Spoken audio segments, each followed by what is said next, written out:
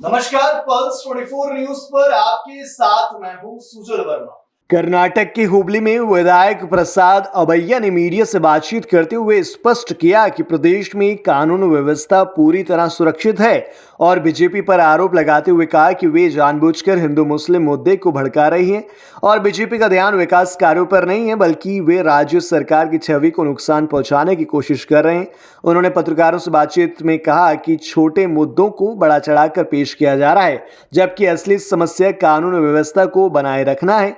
विधायक मुनि रत्ना के खिलाफ लगे आरोपों पर भी उन्होंने कड़ा रुख अपनाया और कहा कि यदि पार्टी में नैतिकता है तो उन्हें तुरंत निष्कासित कर देना चाहिए।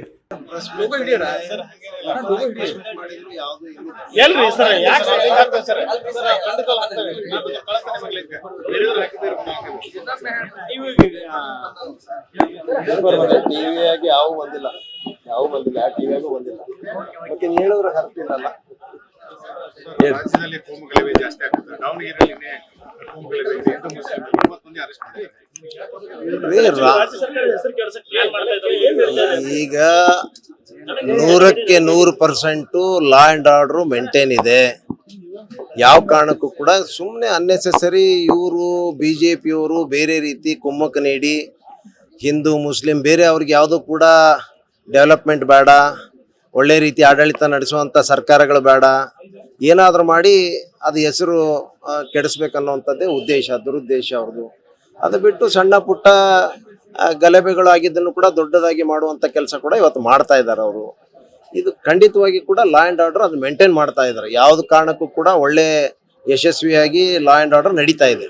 ನಮ್ಮ ಒಳ್ಳೆ ಹೋಮ್ ಮಿನಿಸ್ಟರ್ ಭಾಳ ಅನುಭವಿಸ್ತಿರದಾರ. 3ನೇ ಬಾರಿಗೆ ಅವರು ಹೋಮ್ ಮಿನಿಸ್ಟರ್ ಆಗಿ ಕೆಲಸ ಮಾಡಿದ್ದಾರೆ, ಅನುಭವ ಇದೆ. ಖಂಡಿತವಾಗಿ ಕೂಡ ಲಾ ಆ್ಯಂಡ್ ಆರ್ಡರ್ ಮೇಂಟೈನ್ ಇದೆ. ಮುನಿರತ್ನ ಅವರು ಹನಿ ಟ್ರ್ಯಾಪ್ ಮಾಡಲಿಕ್ಕೆ ಈ ಸೋಂಕಿತ HIV ಸೋಂಕು ಹನಿ ಟ್ರ್ಯಾಪ್ ಮಾಡ್ತಾರೆ.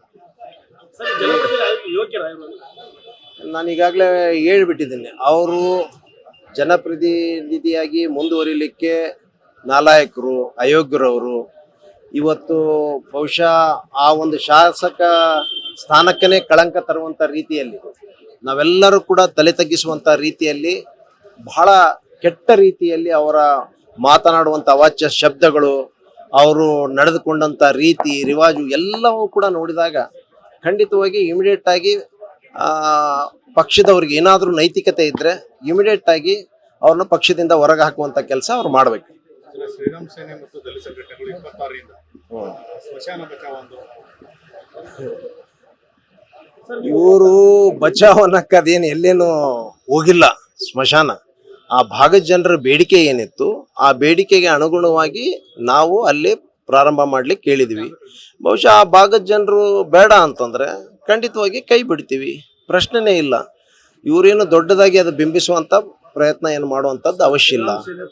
ಸವಾಲ್ ಹಾಕಿದೆ ಅಬ್ಬಯ್ಯವರು ನಮ್ಮ ತಾಕತ್ ಕೇಳ್ತಾರೆ, ಅಬ್ಬರು ತಾಕತ್ತಿದ್ರೆ ಅಂಜಲಿ ಕುಟುಂಬಕ್ಕೆ 25 ಲಕ್ಷ ಪರಿಹಾರ ಕೊಡಿಸ್ರಿ, ಆಮೇಲೆ ಮಾತಾಡ್ಲಿ ಅಂತ ಹೇಳ್ತಾರೆ. ಸರ್ಕಾರದಿಂದ ಏನೇನು ಮಾಡಬೇಕು ನಾವೆಲ್ಲ ಮಾಡಾಕತ್ತೀವಿ. ಇವ್ರದ್ದು ಮಾತು ಕೇಳ್ಕೊಂಡು ನಾನೇನು ಮಾಡಬೇಕಾಗಿಲ್ಲ. ಒಬ್ಬ ಶಾಸಕನಾಗಿ ಏನು ಕೆಲಸ ಮಾಡಬೇಕು, ಅವ್ರಿಗೆ ಮನೆ ಕೊಡಿಸ್ಬೇಕು, ಏನು ಮಾಡಬೇಕು ಅನ್ನುವಂಥದ್ದೆಲ್ಲ ಕೂಡ ನಾವು ಮಾಡಿದ್ದೀವಿ. ಅವ್ರ ಕಡೆಯಿಂದ ನಾವು ವೈಯಕ್ತಿಕವಾಗಿ ಏನು ಕೊಡುವಂಥದ್ದು ಮಾಡಿದ್ವಿ. ಸರ್ಕಾರದಿಂದ ಏನು ಮಾಡ್ಬೇಕನ್ನೋಂಥದ್ದು ಕೂಡ ಹೇಳಿದ್ವಿ. ಆದರೆ ಇವರು ವಿನಾಕಾರಣ ಇವರು ಏನೂ ಮಾಡಿರಂಗಿಲ್ಲ. ಸುಳ್ಳು ಎಲ್ಲ ಬೋಗಸ್ ಜನರನ್ನ ದಾರಿ ತಪ್ಪಿಸುವಂಥ ಕೆಲಸ ಮಾಡುವಂಥದ್ದು ಖಂಡಿತವಾಗಿ ಅವ್ರ ಮಾತಿಗೆ ನಾನು ಅಷ್ಟು ಬೆಲೆ ಕೊಡುವಂಥದ್ದು ಅವಶ್ಯ ಇಲ್ಲ. ನಾನು ಕೇಳೋದಕ್ಕಿಂತ ಮುಂಚೆ ನಮ್ಮ ಬಗ್ಗೆ ಏಕವಚನದಾಗ ಮಾತಾಡಿದ್ದು ಆ ಪ್ರಮೋದ್ ಮುತಾಲಿಕ್, ಅವನು ನಮಗೆ ಕ್ಷಮೆ ಯಾಚಿಸ್ಬೇಕಂತ ಹೇಳಲಿಕ್ಕೆ ಬಯಸ್ತೀನಿ ಅವ್ರಿಗೆ. ಅಬ್ದುಲ್ಲನ ಅಬ್ಬಯ್ಯನ ಅಂತ ಏಕವಚನದಲ್ಲಿ ಮಾತಾಡಿದ್ದು ಕೂಡ ರೆಕಾರ್ಡ್ ಇದೆ. ಅದನ್ನೆಲ್ಲ ನಾನು ಹೇಳಲಿಕ್ಕೆ ಇಷ್ಟಪಡೋದಿಲ್ಲ. ಅದನ್ನ ಯಾವುದು ನಾನು ಲೆಕ್ಕಕ್ಕೆ ತೆಗೆದುಕೊಳ್ಳೋದಿಲ್ಲ.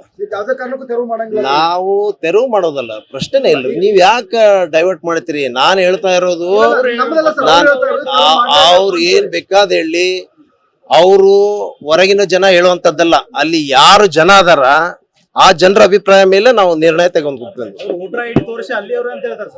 ಹೇಳ್ತಾರ ಅಲ್ಲಿನ ವೋಟರ್ ಐಡಿ ತೋರಿಸೋರು ಬಹಳ ಜನ ಅದಾರ. ಯಾರು ಮೆಜಾರಿಟಿ ಆಫ್ ಅಲ್ಲಿ ಪಾಪ್ಯುಲೇಷನ್ ಏನ್ ಡಿಸೈಡ್ ಮಾಡ್ತದ ಅದ್ರ ಮೇಲೆ ಬದ್ಧನ